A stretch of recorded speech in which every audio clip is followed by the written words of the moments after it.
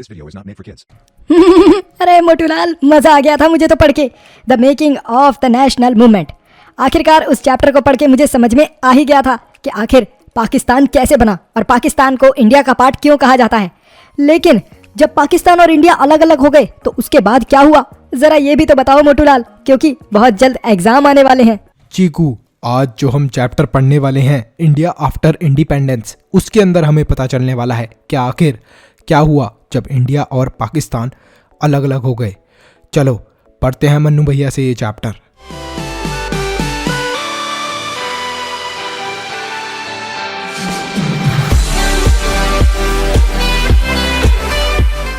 India after independence, a new and divided nation. India के अब दो पार्ट हो चुके थे। पाकिस्तान जो पहले इंडिया का ही पार्ट हुआ करता था, अब वो इंडिया से अलग हो गया था ड्यू टू मुस्लिम लीग। उनकी डिमांड थी कि मुस्लिम्स को अलग जगह मिलनी चाहिए। पार्टीशन के बाद जब पार्टीशन हुआ कि इंडिया और पाकिस्तान अलग अलग होने वाले हैं, तो लगभग 8 मिलियन रेफ्यूजीज, मतलब कि रेफ्यूजी का मतलब होता है शरणार्थी। सिंपल भाषा में अगर मैं आपको बोलूं तो 8 मिलियन लोग पाकिस्तान से इंडिया के अंदर आए। कुछ लोग इंडिया के भी पाकिस्तान में गए, लेकिन 8 मिलियन, ज़्यादातर लोग पाकिस्तान से इंडिया के अंदर आए। इंडिया के अंदर उस समय 500 प्रिंसली स्टेट्स थे, मतलब कि 500 स्टेट थे पूरे इंडिया के अंदर। हर एक स्टेट को एक महाराजा या फिर एक नवाब रूल करता था, जिसको इंडिया की जो गवर्नमेंट थी, इंडिया के जो कुछ पॉलिटिकल लीडर्स थे, उन्हें जाना पड़ रहा था उन महाराजाओं के पास, उनसे रिक्वेस्ट करनी पड़ रही थी कि प्लीज़ हमारा न्यू नेशन ज्वाइन कर लो। मैं आपसे एक क्वेश्चन पूछना चाहता हूं इसी चीज़ से रिलेटेड। अभी इंडिया के अंदर कितने स्टेट्स हैं? There were divisions between high caste and low caste. Division हो रखा था हाई कास्ट और लो कास्ट के बीच में। मेजॉरिटी हिंदू कम्युनिटी थी इंडिया के अंदर पार्टीशन के समय, और कुछ ऐसे भी इंडियंस थे जो अलग अलग धर्मों को प्रैक्टिस करते थे। जैसे कुछ इस्लाम को प्रैक्टिस करते थे, कुछ क्रिश्चियनिटी को प्रैक्टिस करते थे, क्रिश्चियंस थे, कुछ जैन थे। तो यहाँ पर अलग अलग धर्मों को प्रैक्टिस करने वाले लोग भी थे। अब इतने सारे अलग अलग लोग थे, इन सब को एक साथ किसी एक बात पे राजी करना बहुत मुश्किल था। सब लोगों की बिलीव्स भी अलग अलग थी, ठीक है। कोई ये मानता था कि लड़कियों को पढ़ाना अच्छा है, कोई मानता था कि लड़कियों को पढ़ाना अच्छा नहीं है।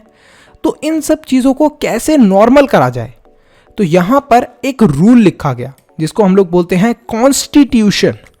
कॉन्स्टिट्यूशन के अंदर आप ऐसे समझ लिए एक बुक है जिसके अंदर बहुत सारे रूल्स लिखे हैं, और उन रूल्स को हम लोग आज पढ़ने वाले हैं और समझने वाले हैं कैसे उन रूल्स की वजह से सारे इंडियंस एक साथ रहे और इंडिया के अंदर बहुत सारी प्रॉब्लम्स खत्म हुई। इतना बड़ा देश, लोगों की अलग अलग डिमांड, अलग अलग कास्ट के लोग, तो रूल्स बनाना भी इतना आसान नहीं था। इसी वजह से बहुत समय लगा कॉन्स्टिट्यूशन को डिज़ाइन करने में। Between December 1946 and November 1949, 300 Indians had a series of meetings. बहुत सारी मीटिंग्स हुई जिस पर डिसाइड हुआ कि फॉर्मेशन ऑफ इंडियन कॉन्स्टिट्यूशन होगा 26 जनवरी 1950 पे।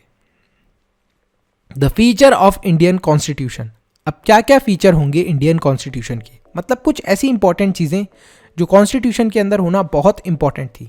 फर्स्ट था the adoption of universal adult franchise. भैया, ये यूनिवर्सल एडल्ट फ्रेंचाइज क्या है? मोटूलाल, बहुत अच्छा क्वेश्चन है। पहले ऐसा हुआ करता था कि जो वुमेन्स थी उनको वोट करने का राइट नहीं था, मतलब वो वोट नहीं दे सकती थी। लेकिन जो यूनिवर्सल एडल्ट फ्रेंचाइज थी, उसका मतलब ही ये था, इस लॉ का मतलब ही ये था कि हर कोई इंडियन सिटीजन वोट दे सकता है जो कि 18 ईयर्स से अबव है, मतलब 18 साल से ऊपर होते ही आप भी वोट दे सकते हो। सेकेंड रूल ये था कि सब लोगों को इक्वालिटी मिले, चाहे वो किसी भी कास्ट के हों या किसी भी रिलीजन के हों। ऐसा नहीं होगा अगर आप हिंदू हो तो आपको ज़्यादा मतलब कि प्रेफरेंस दिया जा रहा है किसी चीज़ में, बोला जा रहा है अरे आप तो हिंदू हो, आपको प्रेफरेंस देंगे हम लोग, तो ऐसा नहीं होगा। तीसरा रूल था वो ये था कि स्पेशल कॉन्स्टिट्यूशनल राइट मिलेंगे पुअरेस्ट को, मतलब गरीब लोगों को स्पेशल कॉन्स्टिट्यूशनल राइट मिलेंगे, और मोस्ट डिसएडवांटेज्ड इंडियन सिटीजन्स, मतलब वो इंडियन सिटीजन्स जिन्होंने बहुत सारी प्रॉब्लम्स फेस करी हैं, जैसे कि अनटचेबल लोग, आदिवासी, शेड्यूल्ड ट्राइब्स। अब ये जो अनटचेबल लोग थे ना, इन्हें मंदिर में भी नहीं आने दिया जाता था, और दूसरी इन्हें जो प्रॉब्लम फेस करने को मिलती थी वो ये थी कि स्कूल के अंदर जब पढ़ने के लिए जाया करते थे अनटचेबल लोगों के बच्चे, तो उन्हें ये बोला जाता था कि अरे भाई तुम नीचे बैठो, तुम तो अनटचेबल हो, तुम तो अछूत हो, नीचे बैठ के पढ़ो। और जो अपर कास्ट वाले लोग होते थे वो बेंचेस पे बैठते थे। इस वजह से जो अनटचेबल लोग हुआ करते थे वो लोग पढ़ना ही छोड़ देते थे। उन्हें बुरा लगता था कि हमारे साथ ऐसा क्यों करा जा रहा है। तो इसी वजह से कॉन्स्टिट्यूशन के अंदर उन लोगों को एडवांटेज दिया गया कि इन लोगों ने बहुत सारी प्रॉब्लम फेस करी हैं। लेकिन एडवांटेज किस तरीके से दिया गया? रिजर्वेशन देके उन्हें सीट्स और जॉब्स के अंदर। मतलब कि अगर एक पेपर होता है 100 मार्क्स का और उसको पास करने के लिए आपको गवर्नमेंट जॉब पानी है, मान लो जॉब पानी है, तो आपको 100 मार्क्स में से 80 मार्क्स लाने पड़ेंगे। तो अब 80 मार्क्स जो बच्चा स्कूल ही नहीं गया, जिसके अच्छे से पढ़ाई नहीं करी, किस वजह से? बिकॉज वो अनटचेबल था, अछूत था, उसको टीचर्स ने ऊपर नहीं बैठने दिया सीट्स पे, उसको भगा दिया क्लास से, उसके डाउट क्लियर नहीं करे। तो अब उस बच्चा कैसे वो बच्चा उस जॉब को क्लियर कर पाएगा? तो गवर्नमेंट ने क्या करा कि मान लो अगर नॉर्मल कोई बच्चा है, अपर कास्ट वाला कोई बच्चा है, तो वो 80 मार्क्स उसे लाना कंपलसरी है, तभी उसको जॉब मिलेगी। लेकिन अगर कोई अनटचेबल, आदिवासी, शेड्यूल्ड ट्राइब है या फिर कोई गरीब बच्चा है जिसको पढ़ाई वगैरह में काफ़ी ज़्यादा प्रॉब्लम हुई है, तो उन लोगों को सिर्फ और सिर्फ 60 मार्क्स लाने हैं और उनका एग्ज़ाम क्लियर हो जाएगा और उनकी जॉब लग जाएगी। तो इस तरीके से एडवांटेज मिला। ये जो रिजर्वेशन वाली चीज़ है ये अभी भी इंडिया के अंदर है। Constituent assembly spent many days discussing the power of the central government versus those of the state government. अब ये सेंट्रल गवर्नमेंट और स्टेट गवर्नमेंट क्या था? आपने देखा होगा कि अभी हमारे देश का पीएम कौन है? His prime minister Modi. ठीक है, तो अब जैसे मोदी जी हैं हमारे देश के प्राइम मिनिस्टर, बहुत सारी इनके पास पावर्स हैं, बहुत पावरफुल लीडर हैं। ये किस चीज़ के लीडर हैं? He is the leader of central government. और होती है स्टेट्स गवर्नमेंट। अब सेंट्रल गवर्नमेंट क्या होती है? एक तरीके से वो पूरे देश के ऊपर कंट्रोल करती है। और स्टेट गवर्नमेंट अलग अलग स्टेट की भी एक गवर्नमेंट होती है। मतलब अकेले सेंट्रल गवर्नमेंट पूरे देश को नहीं संभाल सकती, इसलिए स्टेट्स के अंदर भी अलग अलग गवर्नमेंट और लीडर्स होते हैं। तो अब यहाँ पर पावर के ऊपर डिस्कस हुआ कि आखिर सेंट्रल गवर्नमेंट क्या क्या कर सकती है और स्टेट गवर्नमेंट क्या क्या कर सकती है। तो यहाँ पर टैक्स, डिफेंस, फॉरेन अफेयर्स, इन सब चीज़ों से यूनियन लिस्ट से डील करेगी सेंट्रल गवर्नमेंट। इसके अंदर स्टेट गवर्नमेंट कुछ भी नहीं बोलेगी। स्टेट गवर्नमेंट किस चीज़ के ऊपर कंट्रोल करेगी? एजुकेशन और हेल्थ के ऊपर। अगर किसी स्टेट की एजुकेशन और हेल्थ खराब हो रखी है तो उसका मेन ब्लेम जाएगा स्टेट गवर्नमेंट को, उनके हाथ में है, क्योंकि हेल्थ और एजुकेशन। ठीक है, फिर तीसरी चीज़ थी जिसके अंदर दोनों सेंट्रल गवर्नमेंट और स्टेट गवर्नमेंट को मिलकर काम करना पड़ेगा, जैसे कि फॉरेस्ट और एग्रीकल्चर। तो यहाँ पर इन दोनों के अंदर ही सेंट्रल और स्टेट गवर्नमेंट ने मिलकर काम करा। अब ये सारी चीज़ें डिसाइड हो गई, लेकिन एक बहुत बड़ी प्रॉब्लम थी, वो थी लैंग्वेज। आखिर हमारे देश की नेशनल लैंग्वेज है क्या? क्या हमारे देश की कोई नेशनल लैंग्वेज है या नहीं है? ये आपको भी पता चल जाएगा। हमारे देश की एक ऑफिशियल लैंग्वेज है जिसका नाम है हिंदी। तो ऑफिशियल लैंग्वेज जो थी वो थी हिंदी, लेकिन इंग्लिश को भी यूज़ करा जाने लगा कोर्ट्स के अंदर, government jobs, government offices, services के अंदर, and communication between one state and another. तो यहाँ पर इंग्लिश को कहाँ कहाँ यूज़ करना जाने लगा? कोर्ट्स के अंदर, गवर्नमेंट ऑफिसेज या फिर सर्विसेज के अंदर, और कम्युनिकेशन बिटवीन एक स्टेट से दूसरे स्टेट के बीच में। लेकिन ऑफिशियल लैंग्वेज हिंदी थी। हमारे देश की कोई नेशनल लैंग्वेज अभी भी नहीं है। अब नेशनल लैंग्वेज क्यों नहीं थी? आपको पता है हमारा देश इतना बड़ा है, अलग अलग लैंग्वेजेस बोली जाती हैं हर जगह। यूपी के अंदर चले जाओ तो यूपी की भाषा है, बिहार के अंदर चले जाओ तो बिहार की भाषा है बिहारी, आप महाराष्ट्र के अंदर जाओगे तो मराठी बोलते हैं लोग, गुजरात के अंदर जाओगे तो गुजराती बोलते हैं। तो अगर हम लोग हिंदी को बना देंगे अपनी नेशनल लैंग्वेज तो उन लोगों को बुरा ना लग जाए, या फिर वो लोग भी हर्ट ना हो जाए, वो लोग भी डिमांड ना करने लगे कि हमारी गुजराती को बनाओ ऑफिशियल लैंग्वेज, फिर मराठी बोलने के हमारी मराठी को बनाओ ऑफिशियल लैंग्वेज। तो इस वजह से नेशनल लैंग्वेज नहीं बनी और ऑफिशियल लैंग्वेज बना दी गई जो कि हिंदी है।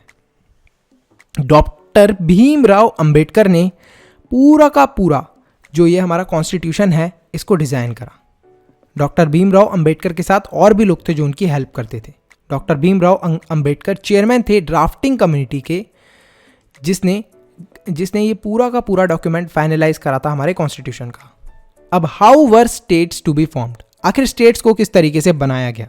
अब जैसा कि आपको अभी अभी पता लगा कि एक सिर्फ सेंट्रल गवर्नमेंट पूरे इंडिया को कंट्रोल नहीं कर सकती थी, क्योंकि इंडिया बहुत बड़ा था, अलग अलग स्टेट्स बनाए गए। अब स्टेट्स को किस तरीके से बनाया जाएगा, किस तरीके से उन्हें सेटअप करा जाएगा, इसके लिए एक स्टेट रिकॉग्नाइजेशन कमीशन का सेटअप हुआ। अब ये जो कमीशन थी, इसके अंदर डिसाइड हुआ कि किस तरीके से स्टेट्स को सेटअप करा जाए, जिसकी रिपोर्ट 1956 के अंदर सबमिट हो गई थी, recommending the redrawing of district and provincial boundaries to form compact provinces of Assamese, Bengali, Oriya, Tamil, Malayalam, Kannada, Telugu speakers respectively. तो अलग अलग स्टेट्स का अलग अलग क्या करा गया, पार्ट बनाया गया। The large Hindi speaking region of north India were broken up into several states. अब जहाँ पर ज़्यादातर हिंदी बोली जाती थी, जैसे नॉर्थ इंडिया वाली जगह है जो हमारी, वहाँ पर अलग अलग स्टेट्स और बनाए गए। इन 1960 the bilingual state of Bombay was divided into separate states for the Marathi and Gujarati speakers. अब यहाँ पर बॉम्बे का भी डिवीजन हुआ मराठी और गुजराती स्पीकर्स के वजह से, ठीक है। 1966 के अंदर Punjab was divided into Punjab and Haryana, the former for the Punjabi speakers and the latter for the rest. तो जो हरियाणवी बोलते थे वो हरियाणा का पार्ट हो गए, और जो पंजाबी बोलते थे वो पंजाब का पार्ट हो गए। तो बेसिकली जो स्टेट्स का डिवीजन हुआ वो लैंग्वेज के बेसिस पे हुआ, जहाँ तक हमें पता लग रहा है अभी तक। प्लानिंग फॉर डेवलपमेंट 1950 के अंदर गवर्नमेंट ने सेटअप करा प्लानिंग कमीशन का, जिससे कि डिज़ाइन और एग्जीक्यूट हो सके सूटेबल पॉलिसीज, जिससे हमारे देश की इकोनॉमिक डेवलपमेंट हो सके। मतलब इन सब चीज़ों का थोड़ा आसानी से समझते हैं। स्टेट्स तो बन चुके थे, लेकिन स्टेट्स के अंदर जॉब्स होना, लोगों के पास पैसा होना बहुत ज़रूरी था।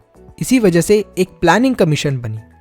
प्लानिंग कमीशन का काम था डिज़ाइन करना और एग्जीक्यूट करना ऐसी पॉलिसीज़ मतलब ऐसे रूल्स जिससे हमारे स्टेट्स की इकोनॉमिक डेवलपमेंट हो सके। जब स्टेट्स की इकोनॉमिक डेवलपमेंट होगी तो हमारे देश की अपने आप इकोनॉमिक डेवलपमेंट होगी, सब लोग पैसा कमाने लग जाएंगे, फिर प्रॉब्लम्स बहुत सारी खत्म हो जाएंगी। 1956 के अंदर सेकेंड 5-year प्लान लाया गया, which was formulated which focused strongly on the development of heavy industries such as steel and on building of large dams. अब 1956 के अंदर जो 5-year प्लान लाया गया, उसके अंदर ये माना गया कि अगर हम लोग हैवी इंडस्ट्रीज जैसे स्टील इसका सेटअप करें और बड़े बड़े डैम्स बनाने लग जाएं तो हमारी कंट्री का काफ़ी ज़्यादा फ़ायदा होगा। अब स्टील के सेटअप से क्या होगा, उस समय स्टील की बहुत ज़्यादा डिमांड थी अलग अलग देशों के अंदर। तो अगर इंडिया बहुत सारा स्टील मैन्युफैक्चर करने लग जाएगा और देशों को स्टील देने लग जाएगा तो उसको बेचकर इंडिया बहुत अच्छे पैसे कमाएगा। लार्ज डैम्स, बड़े बड़े डैम्स बनाएगा तो वाटर को हम लोग क्या कर पाएंगे, स्टोर कर पाएंगे ज़्यादा टाइम तक, और पानी की जो दिक्कत थी वो कहीं हद तक सॉल्व हो जाएगी। तो यहाँ पर बड़े बड़े डैम्स भी बनाए गए। द नेशन 60 years on, 60 साल बाद ये इंडिया जिसका कॉन्स्टिट्यूशन लिखा गया, इतनी ज़्यादा मेहनत करी बड़े बड़े पॉलिटिकल लीडर्स ने फ्रीडम के लिए, अब वो कैसा दिखेगा। 15 अगस्त 2007 को इंडिया ने सेलिब्रेट करा 60 years of its existence as a free nation. आज़ाद देश की तरह इंडिया ने सेलिब्रेट करे अपने 60 साल। इंडिया अभी भी एक है, हम लोग अभी भी डेमोक्रेटिक हैं, मतलब हमें राइट है कि हम लोग किस पार्टी को चुने इलेक्शन के अंदर। As many as 13 general elections have been held since independence, as well as hundreds of states and local election. अब 60 साल बाद लगभग 13 जनरल इलेक्शन हो चुके हैं और बहुत सारे इलेक्शन हो चुके हैं, स्टेट लेवल पे लोकल इलेक्शंस भी हो चुके हैं। तो अलग अलग तरीके के इलेक्शन हो चुके हैं। मतलब अब हम इंडियंस के हाथ में था अपने लीडर्स को चुनना। यहाँ पर फ्री प्रेस है, मतलब जो न्यूज़ रिपोर्टर्स हैं, न्यूज़पेपर्स हैं, रेडियोज़ हैं, वो गवर्नमेंट के खिलाफ कुछ भी बोल सकते हैं अगर गवर्नमेंट कुछ गलत करती है तो, जो कि ब्रिटिश टाइम पर अलाउड नहीं था। यहाँ तक कि उन्होंने तो लॉ तक बना दिया था कि हमारे अगेंस्ट जो भी प्रेस वाला कुछ बोलेगा, न्यूज़पेपर वाला या फिर ये जो रेडियो वाले हैं, इनको पकड़ के जेल में डाल दिया जाएगा।